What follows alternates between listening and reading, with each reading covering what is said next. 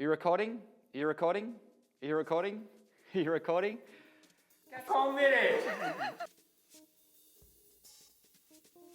When I was writing The Chef Gets Healthy, which is my last cookbook, I came up with a recipe for crepe batter, and it was beautiful. It didn't have very much flour through there, meaning low carb. It didn't have much butter.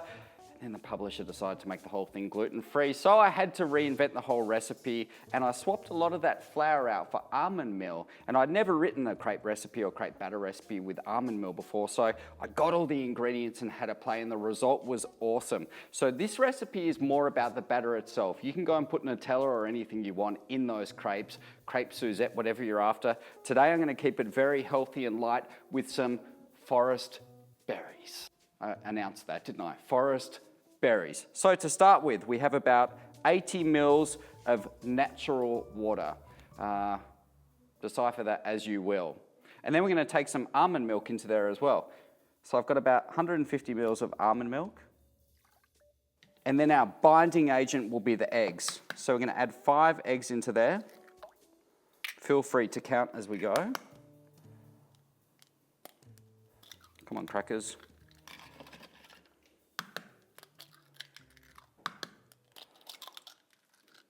And one more. Get off there, get off there. Woo! That is 5. Into there we go, just a little pinch of salt. We're going to put some honey in there as well. You could always exchange that out for maple syrup or just put sugar. That's a horrible sound, isn't it? It's like fingernails down the blackboard. Right, now, almond meal. That goes straight into there. And then gluten-free flour. That goes straight in. And now we whisk. And if you guys got a fancy KitchenAid with a whisk attachment, you could always do that in there. We're doing it simply in the old-fashioned way. So you want this to be the consistency of pouring cream. So if you got some variables, it's no big deal. Your eggs may be bigger or smaller than the ones I'm using, so you could always add a little more almond meal or flour in to bring it up to the thickness you need. Or extra egg if you need to as well. So that is good. And what I'm looking for here is obviously no lumps, but we want it to ribbon as well. Ribboning means when you drag the whisk through there, you get kind of a trail that's left behind the whisk, which is the exact thickness we're after. So just run it around the outside, a couple more whisks, and this goes into the fridge covered with plastic wrap for about 30 minutes before we make the crepes. This batter's been resting covered in the fridge for about 20-30 minutes just to allow all the ingredients to come together. I've taken off the plastic and I've made a couple of crepes here which have come out beautifully. Non-stick pan about 20 centimeters wide over a medium to low heat. Don't cook the crepes on too high a heat because they'll just burn. You won't be able to move quickly enough. Now, traditionally with crepes you use butter, but I've swapped that out for a little bit of coconut oil. You don't need too much. So we can just pop that straight into the warm pan and jiggle that oil around. And you'll see it starts to go really liquidy almost immediately. Now a trick I like to do, just to remove excess grease to make this as healthy as possible, is take a bit of kitchen paper and just kind of run around the outside there. Just to distribute the oil so you've got a really, really light film of the oil, but also to remove excess. Now, you've got to move pretty quickly here. Take about a half ladle and you can go straight in.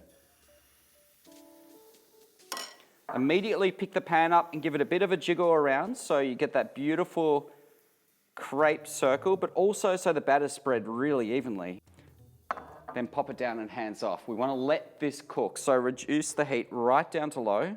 After about 10 to 20 seconds, you'll see the edges just start to peel up here a little bit. Until that happens, do nothing. Take a knife or a toothpick and just run it around the edge to make sure there's no stick points. And then you can carefully lift it up and flip over.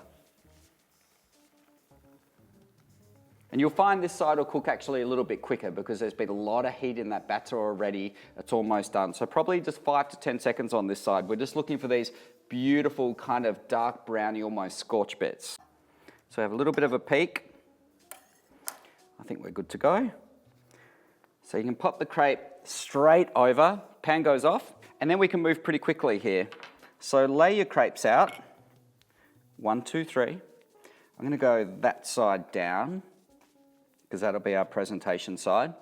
And then take a couple of raspberries or strawberries or blackberries, whatever you're after. And just pop them on sort of quarter of the crepe.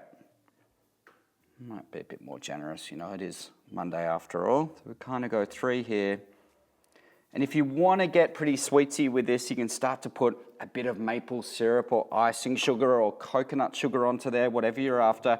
But I want to keep this really clean and refreshing. So maybe 1 more. And then from here, you can just fold these over. So in half and half again.